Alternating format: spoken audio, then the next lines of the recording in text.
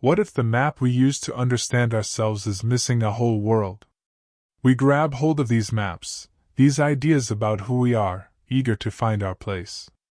We look for simple answers, easy boxes to check. Sometimes, we even pay good money for them, hoping they'll tell us something deep and true. We want to know our strengths, our weaknesses, why we act the way we do. We want to understand our friends, our family, even the strangers we meet.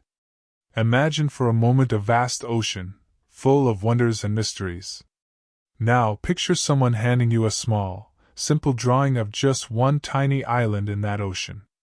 They tell you, "This is the map to everything you need to know about the sea." You might believe them, because it's a nice, neat picture. It's easy to understand. But what about the currents, the deep trenches, the creatures that live far below the surface? What about the other islands, the hidden shores, the storms that gather on the horizon? Many of us have looked at such a map for our own minds. It feels good to have a label, a type, a way to quickly say, "This is me." But what if that simple label keeps us from seeing the greater, wilder landscape within?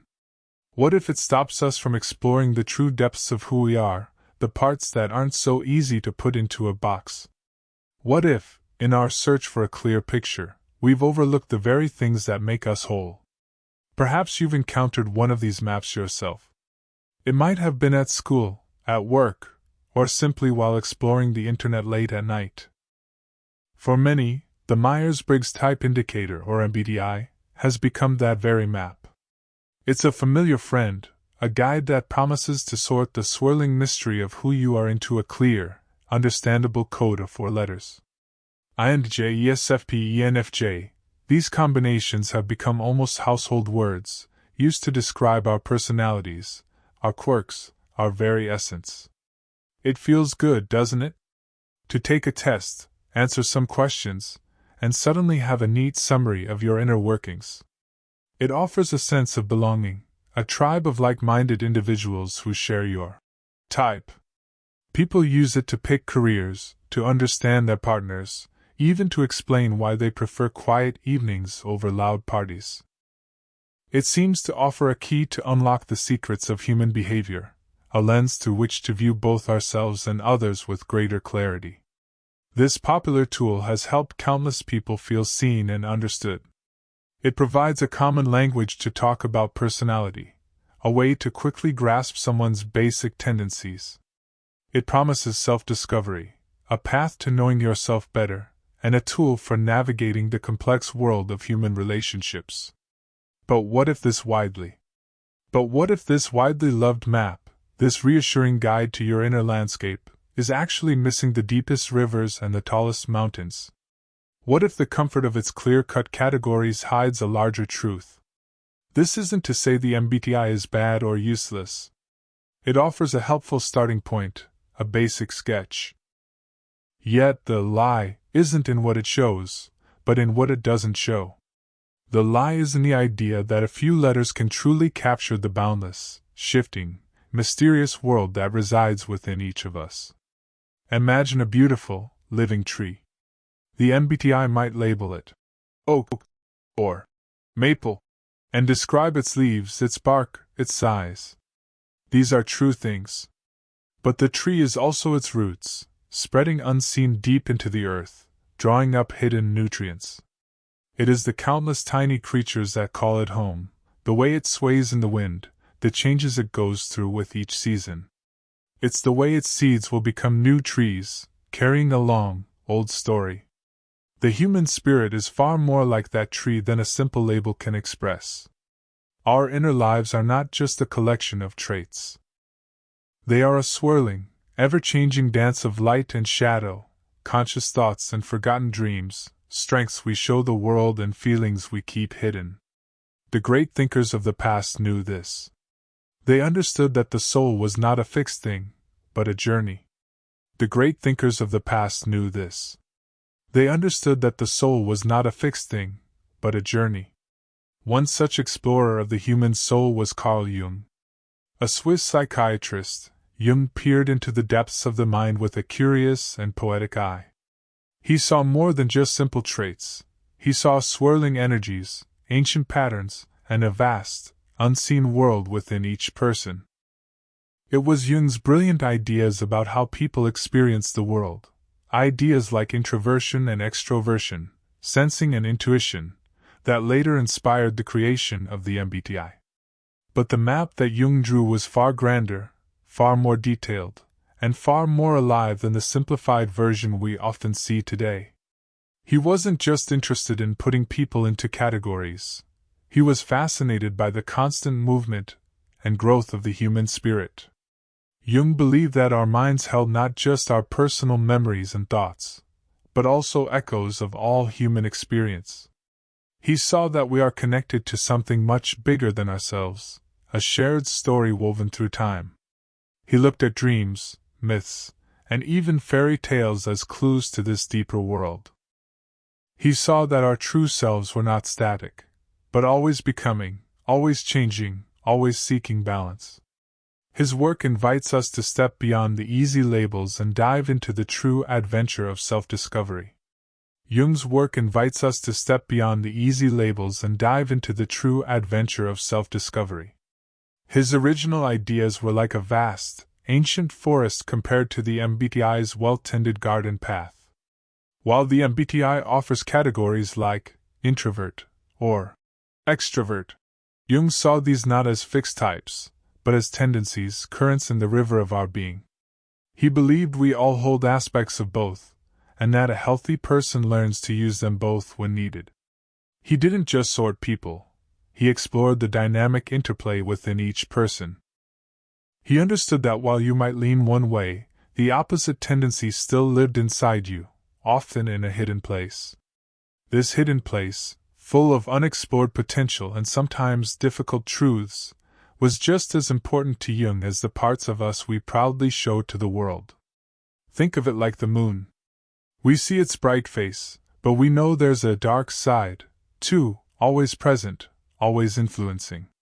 Jung's psychology wasn't about defining you by your brightest, most obvious traits. It was about understanding the whole orbit of your soul, including the phases we often ignore. He taught that true wholeness comes from recognizing and bringing together all these different parts, not just picking a side. This deep, rich understanding is where the real magic of Jung's insights lies. This deep, rich understanding is where the real magic of Jung's insights lies. One of his most powerful ideas, and one that often gets overlooked by simpler personality systems, is the concept of the shadow. Imagine standing in the sunlight. Behind you, always present, is your shadow.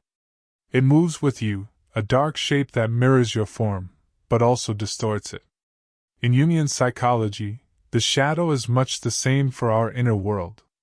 The shadow is not just the bad parts of us, though it often holds traits we find shameful or unpleasant. It's the collection of all the parts of ourselves that we've pushed away, denied, or simply forgotten. Maybe it's a talent you never pursued, a fierce anger you were taught to suppress, or a deep sadness you tried to hide. These are the parts that don't fit neatly into the good, or acceptable, person we try to be. The shadow is often made up of traits we deem unlikable, uncomfortable, or even shameful. Perhaps you strive to be kind and patient, but deep down, there's a part of you that feels selfish or quick to anger. Or maybe you see yourself as strong and independent, yet a hidden corner holds deep fears of being alone or needing help. We spend a lot of energy keeping these parts hidden, not just from others, but from ourselves. We push them down, pretend they don't exist, or project them onto other people, seeing those unlike traits in everyone else but never in our own reflection. Yet, like a true shadow, these parts never truly go away. They linger in the background of our minds waiting. The shadow is not just about our flaws. It can also hold positive qualities that we've been taught to suppress. Maybe you were told being too bold was bad, or that dreaming too big was foolish. So, those bright, powerful parts of you also got tucked away into the shadow. It's a vast storehouse of everything we've rejected about ourselves, both the bad and the misunderstood. Good. It is the raw, untamed potential that lies just beyond the light we shine on our conscious personality. It is the raw, untamed potential that lies just beyond the light we shine on our conscious personality. To truly understand the shadow, let's look at a story as old as time itself. Think of the tale of Beauty and the Beast. At first glance, the Beast is a terrifying figure, a monster hidden away in a castle. At first glance, the Beast is a terrifying figure, a monster hidden away in a castle, filled with anger and sadness. He is the prince's shadow, his raw, unlikable nature made manifest. Like the Beast, our own shadow often hides in the castle of our unconscious mind. We don't see it directly, but it constantly influences our thoughts, feelings, and actions, often without us even knowing why. Have you ever had a sudden, strong reaction to something seemingly small? Perhaps an outburst of anger that felt out of place, or a wave of sadness that swept over you without a clear reason? These can be whispers from the shadow. It might be a hidden fear making you shy away from new things, even when your conscious mind wants to be brave. Or maybe a suppressed jealousy that makes you secretly resent someone else's success, even as you outwardly congratulate them. The shadow works like a puppeteer behind the curtain. It pulls strings we don't even know are there. It can make us say hurtful things we later regret, or feel strangely drawn to situations that aren't good for us. It can also make us very critical of others, because often, what we dislike most in someone else is a reflection of a part of our own shadow we refuse to see. It whispers doubts, fuels irrational fears, and sometimes pushes us to act in ways that feel completely unlike our conscious self. Its influence is quiet, yet powerful, shaping the unseen currents of our daily lives. Its influence is quiet, yet powerful, shaping the unseen currents of our daily lives. But Jung didn't just point out the shadow to scare us. He showed us that facing this hidden part of ourselves is not a journey into darkness, but a path to becoming truly whole. Just as Beauty, with her kindness and courage, slowly saw past the Beast's monstrous form to the gentle soul within, we too can learn to approach our shadow. When we bravely look at the parts of ourselves we've denied, the anger, the fear, the envy, but also the hidden creativity or power, something amazing begins to happen. We start to understand why we react in certain ways. We gain a new kind of freedom. That sudden outburst of anger might reveal a deep need for respect that's been ignored. That hidden fear might point to a dream you've been too scared to chase. By bringing these shadowy parts into the light of our awareness, we don't become worse people, we become more complete. We integrate them, meaning we learn to understand and manage them, rather than letting them control us from the dark. This process makes us more balanced, more understanding of others, and much more authentic. It's like finding a missing piece of a puzzle. Suddenly, the whole picture of who you are makes more sense and feels stronger. Facing our shadow doesn't make us perfect, but it makes us real. It helps us grow into the full, complex, and powerful individuals we are meant to be. Facing our shadow doesn't make us perfect, but it makes us real. It helps us grow into the full, complex, and powerful individuals we are meant to be. But Jung's insights stretch even further than our personal shadows. He dared to suggest that beneath our individual minds, there's a deeper, shared layer, like an ancient underground river that connects all of humanity. He called this the collective unconscious. Imagine that every story ever told, every dream ever dreamed, every feeling ever felt by a human being, somehow leaves a trace. Not in a book or on a screen, but woven into the very fabric of our minds. The collective unconscious is this vast, inherited memory, a universal library of human experience that we all carry, even if we don't consciously know it. It's why people from different corners of the world, who have never met, can tell stories with similar heroes, villains, and journeys. It's why certain symbols, like a wise old person or a fierce dragon, appear again and again in myths and fairy tales across time and culture. This isn't because people copied each other, but because the collective unconscious holds universal patterns, or archetypes, that are deeply woven into the human mind. These archetypes are like blueprints for common human experiences and characters. They are not actual images, but rather tendencies to form images, symbols, and ideas that repeat across all cultures. Imagine the idea of a hero. Every culture has stories of heroes who go on journeys, face challenges, and bring something new back to their people. This isn't just a story, it's an archetype. It's a pattern of human experience that lives within us all. Similarly, there's the archetype of the mother, representing nurturing and protection, or the wise old person, standing for wisdom and guidance. These universal symbols and stories are the language of the collective unconscious. They appear in our dreams, in the art we create, and in the myths we tell. They shape our understanding of the world and our place in it, often without us even realizing it. The collective unconscious is like a vast, shared dreamscape, where the deepest truths of humanity reside.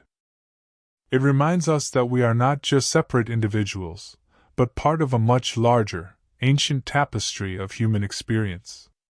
It's a profound thought, that inside each of us lies an echo of all who have come before. It's a profound thought, that inside each of us lies an echo of all who have come before. These echoes take the form of universal symbols, figures that feel familiar even when we encounter them for the first time. Think of the hero. From ancient Greek myths of Odysseus to modern superhero movies, the hero's journey is a pattern we all recognize. This figure represents courage, sacrifice, and the quest to overcome great challenges. It's not just a character, it's a deep-seated idea in our shared human story. Then there's the wise old person, or the sage. This figure often appears in stories as a guide, a mentor who offers profound advice and helps the hero find their way. Think of Gandalf in Lord of the Rings, or Yoda in Star Wars. They are not just old characters, they embody the wisdom that comes from experience, the knowledge passed down through generations. Another powerful archetype is the Great Mother, a symbol of nurturing, creation, and protection, found in goddesses and benevolent nature spirits across cultures. Or the Trickster, a mischievous figure who challenges rules and brings about change, often through humor or cleverness.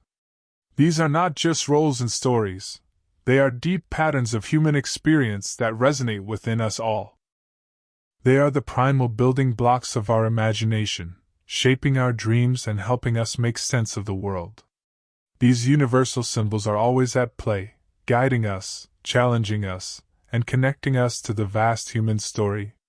These universal symbols are always at play, guiding us, challenging us, and connecting us to the vast human story. They don't just exist as abstract ideas. They come alive in the most personal and profound ways. Think about your own dreams.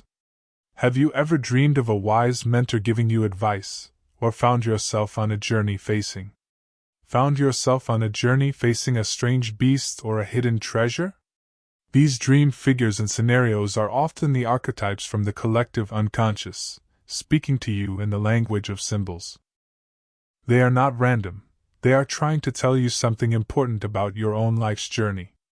Now, let's take these powerful ideas of the shadow and the archetypes and look at something very close to our hearts: how we choose our friends and partners. Have you ever wondered why you're drawn to certain people, almost as if an invisible thread pulls you towards them? Jung would say this isn't just about shared interests, or a compatible MBTI type. It's often a much deeper, unconscious dance.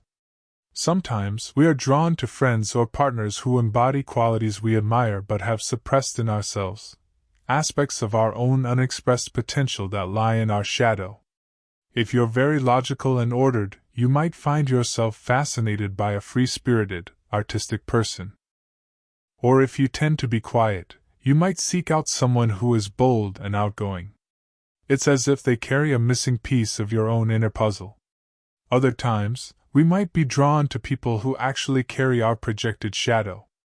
We see in them the traits we dislike in ourselves, the anger or selfishness we refuse to own. This can lead to difficult relationships, where we constantly blame them for qualities that are, in part, reflections of our own hidden selves. Our deepest connections are often mirrors, showing us not just who they are, but who we are, in all our light and shadow. Our deepest connections are often mirrors, showing us not just who they are, but who we are, in all our light and shadow. We are often drawn to people who, in a way, carry pieces of our own unlived lives. They might embody a potential we haven't explored, a dream we've put aside, or even a difficult trait we've pushed deep into our shadow. Think of it like this. If you've always seen yourself as a very serious, responsible person, you might find yourself drawn to someone who is playfully rebellious, someone who doesn't follow the rules. This person isn't just different from you. They are showing you a part of yourself that yearns to be free, a trickster, archetype perhaps, that you haven't allowed to fully express. They hold a mirror to your own repressed spontaneity. Or perhaps you are someone who always puts others first, and you find yourself constantly frustrated by a partner who seems selfish. This person, though challenging, might be reflecting your own unacknowledged need for self-care, a part of your shadow that is screaming for attention. They are showing you the boundary-setting, self-advocating part of yourself that you've kept locked away. These relationships, whether friendships or romantic partnerships, are not random. They are invitations from your deeper self to grow. They are opportunities to see, understand, and eventually integrate these hidden aspects of your personality. The people we let close to us are often our greatest teachers, revealing the parts of our own shadow or our untapped potential that are ready to be brought into the light. The people we let close to us are often our greatest teachers, revealing the parts of our own shadow or our untapped potential that are ready to be brought into the light. This entire journey of exploring the shadow, recognizing archetypes, and learning from our relationships leads to Jung's most profound idea: individuation. Individuation is not about becoming special or unique in a flashy way. It's about becoming your true self, your whole self, the person you were always meant to be. It's a lifelong process, a quest to bring together all the different pieces of your personality, the light and the shadow, the conscious and the unconscious, the masculine and the feminine within you. Imagine a sculptor who starts with a rough block of marble. They don't try to make it look like someone else's statue. Instead, they carefully chip away the excess, revealing the unique form that was always hidden within that particular stone. Individuation is like that. It's the process of slowly, patiently, and sometimes painfully, chipping away at all the things that are not truly you, the expectations of others, the roles you play, the parts of yourself you've denied. It means listening to your inner voice, honoring your unique path, and striving for inner balance. It's about integrating your hidden depths, rather than just identifying with a surface personality type. This is the journey of becoming a complete human being, one who is aware of their vast inner landscape, not just a small, labeled corner of it. This is the journey of becoming a complete human being, one who is aware of their vast inner landscape, not just a small, labeled corner of it. The crucial point about individuation is that it's about integrating all parts of yourself, not just identifying with a neat type. While a personality test might tell you, you are an introvert, Jung would ask, what about the extroverted part of you, the one that sometimes enjoys being the center of attention, or feels a spark of energy in a crowd? That part hasn't disappeared, it's simply less developed or has been pushed aside. Individuation calls you to recognize and value that less dominant side, to bring it into conscious awareness. It's not about staying in your comfortable, tight box. It's about expanding that box until it no longer feels like a box at all. It means understanding that your type is merely a starting point, a general preference, not the sum total of your being. True growth comes from reaching into those less familiar corners of your personality, embracing contradictions, and weaving together the diverse threads that make you uniquely you. This journey demands honesty, courage, and a willingness to step beyond the convenient labels. It's about becoming a deeply integrated person, capable of drawing on a rich spectrum of human qualities, rather than just relying on a few predefined traits. It's the difference between a simple sketch and a vibrant, living portrait of your soul. It's the difference between a simple sketch and a vibrant, living portrait of your soul. Understanding Carl Jung's profound ideas about the shadow, archetypes, and individuation helps us to see beyond the simple labels that personality tests offer. It's like moving from a flat, two-dimensional drawing to a rich, three-dimensional world. Instead of just saying, "I am an XYZ type," Jung invites us to ask, "What are the hidden depths within me? What stories am I living out unconsciously? What parts of myself am I yet to discover and embrace?" This perspective doesn't deny the usefulness of knowing your preferences, but it reminds us that these are just starting points, not final destinations.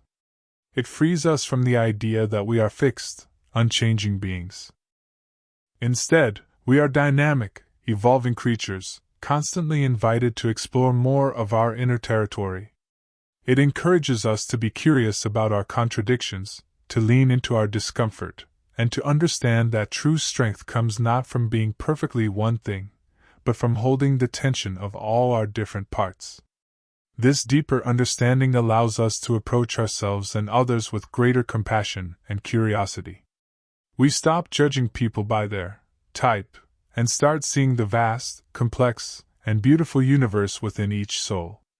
It's a way of looking at life that is less about sorting and more about soaring, a journey into the boundless potential of the human spirit. It's a way of looking at life that is less about sorting and more about soaring, a journey into the boundless potential of the human spirit. So, if you've ever taken a personality test and felt like it didn't quite capture all of you, that's perfectly normal. That feeling is an invitation, a whisper from your deeper self. Don't let a few letters define the magnificent story that is your life. Instead, I encourage you to become an explorer of your own inner world, far beyond the neat categories of any test. Pay attention to your dreams. They are messages from your unconscious, speaking in symbols and stories. Notice your strong reactions to others. What do they tell you about the parts of yourself you might be denying or projecting? Think about the stories and myths that move you deeply. What archetypes are speaking to you? What heroes, wise elders, or tricksters resonate with your soul's journey? This exploration isn't always easy. It asks for courage to look at your shadow, patience to understand its messages, and a willingness to embrace all the beautiful, messy, contradictory parts of who you are. But this journey promises a richness of self-knowledge that no simple label can ever provide. It's an adventure into the true depths of your being. It's an adventure into the true depths of your being. This journey is not about finding a new label to define yourself, but about dissolving the need for labels altogether. It's about stepping into the vast, unknown territory of your own soul with courage and wonder. As we conclude this exploration into the rich world of Carl Jung, remember that the goal isn't to dismiss tools like the Myers-Briggs entirely, but to understand their limits. They are maps, yes, but only of a small, well-traveled path. The true adventure lies in the wild, uncharted forests and hidden valleys of your own psyche. So, I invite you to pause, to breathe, and to look within. Beyond the roles you play, beyond the traits you highlight, beyond the easy answers, there is a whole world waiting. What hidden parts of yourself are waiting to be seen? What stories are waiting to be heard from the depths of your own soul? The journey to your true self is not found in a test, but in the quiet courage of your own inner exploration.